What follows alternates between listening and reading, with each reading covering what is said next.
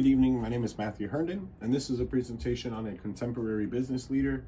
Um, the individual that I selected for this presentation is a religious leader. His name is Cody Keddison. He is the lead pastor of our church, First Fruits Church, as well as being a community advocate, and really just an individual that encompasses everything that's good, that's still good in society today.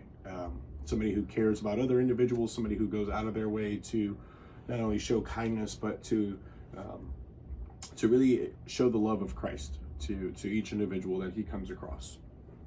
The person that is in a comparable situation, or a comparable position rather, is Rabbi Joshua Davidson. He is Temple Emmanuel Senior Rabbi, and he has been since 2013. Before that, he served as the Senior Rabbi, Temple of Beth El of Northern Westchester. In Mr. Davidson, or Rabbi Davidson, has also done the type of work within the New York Times, the New York Post, as well as several other major large publications and media outlets to really encourage others to get into their faith and to trust their faith, as well as to really just treat other individuals with kindness and respect, and again, to extend the love of God to others that he comes across. In our interviewing time, the pastor and myself, we spent probably 45 minutes in conversation, and during that conversation, it became extremely prevalent that Pastor Keddison is significantly more focused on the well-being of his congregation and the well-being of the community at large, and it reflects in his achievements and his accomplishments, and in the challenges that he faces, and in the way that he overcomes those challenges. When I asked him what his greatest career accomplishments or achievements were, he said that gaining a partnership with Light of the World Ministries, as well as Northeast Florida, to again just be the hands and feet of Christ and extend that love of Jesus to other individuals.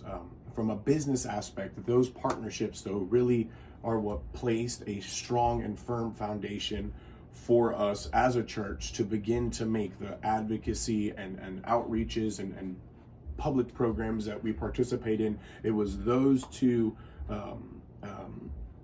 partnerships that led our church into those kind of fields and into those type of missions. So from a business aspect, those were significantly consequential in the direction that the church was going to head over the next 10 to 15 years.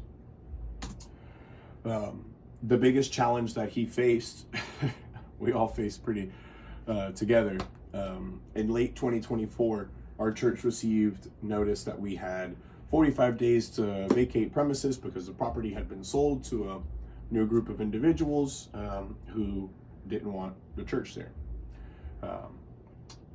It was in that moment that we seen our pastor go from somebody who is just preaching on Sundays to somebody who is going to take a leadership role and really just guide us through a very, very tough and difficult time. When we received this phone call, or when we received this notice rather, it came as a shock, but like any good leader, he was able to really pick up the pieces pretty quickly, get input from several different sources, not only individuals within the congregation, but also individuals outside the congregation and other churches and various religious leaders within our community, to come together, to partner up, to try to figure out what we were going to do, not only to continue to meet together on Thursdays and Sundays, but more importantly, to continue to do the monthly food distributions, as well as Christmas, Thanksgiving, Easter outreaches, back to school events, and things of that nature as well. The power basis in the midst of this struggle that our pastor displayed was most certainly a referent power. This is the type of power that really encourages and motivates other individuals by a demonstration of leadership, by doing the right thing, by having integrity, and by continuing to try to get better and get other people better as well, and make everybody around them better. Our pastor has a very good way of just leading by example, which is he is the definition of referent power in a leadership position. The mission and the values of the church has always been and always will be to get anybody and everybody to Jesus. That's the goal. That's the goal. That's always been the goal. That's always will be the goal. That always will be the goal, and never will that.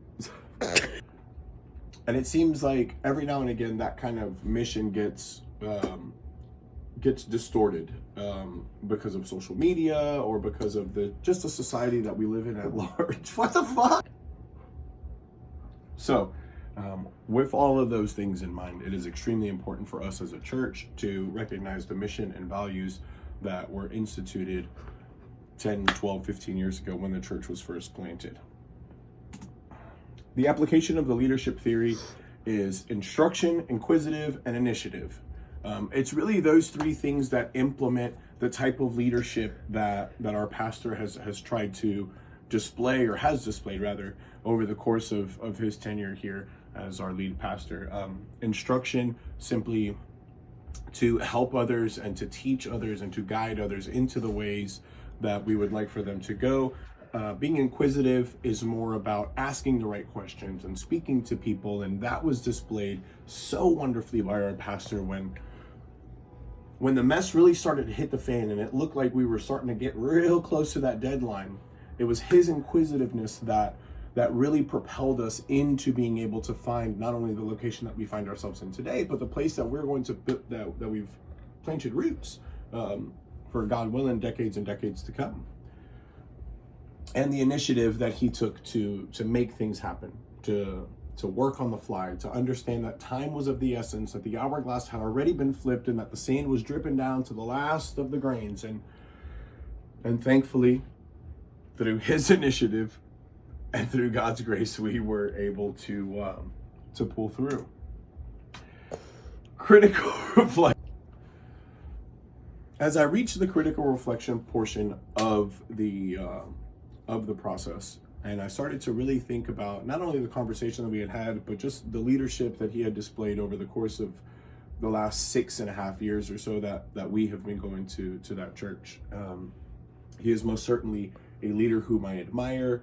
In addition to the questions that came with the script, there were a couple other questions that I asked him. The first one, and I believe the one that really ignited me personally, was when I asked him, what would you do differently? And his response was quick and was clear and precise, and he said that he just wished he would have listened to God's voice sooner. And I think that the message behind that is sometimes we wait a little bit too long, or sometimes we're just a little bit indifferent, and when God has called us to do something, we need to go, and we need to go quickly. He mentioned the impact of his family support, and specifically his dad and his brother and his wife at the time, and how their support really is what ignited him to pursue this goal, or pursue this passion that had been placed within him to lead a men's Bible study and then convert that into the church and the organization that we find ourselves in today. And what I learned overall is leadership in any role is not easy. And just success can be defined in significantly different ways. And the most important success is not measured in dollars and cents.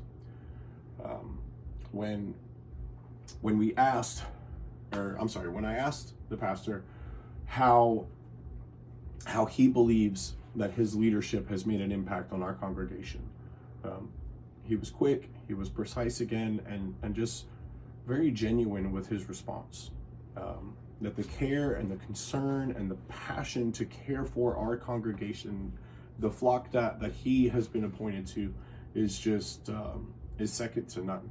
And it really is something that inspires and motivates us as a congregation to go out and spread the gospel and try to reach that one more, and try to be the hands and feet of Jesus whenever we have the opportunity. Regardless of the situation that we may find ourselves in, there's always a chance to do the right thing and to extend the love and the kindness of Christ to everybody. So I thank you so much for your time. I really appreciate your consideration in this matter, and I thank you.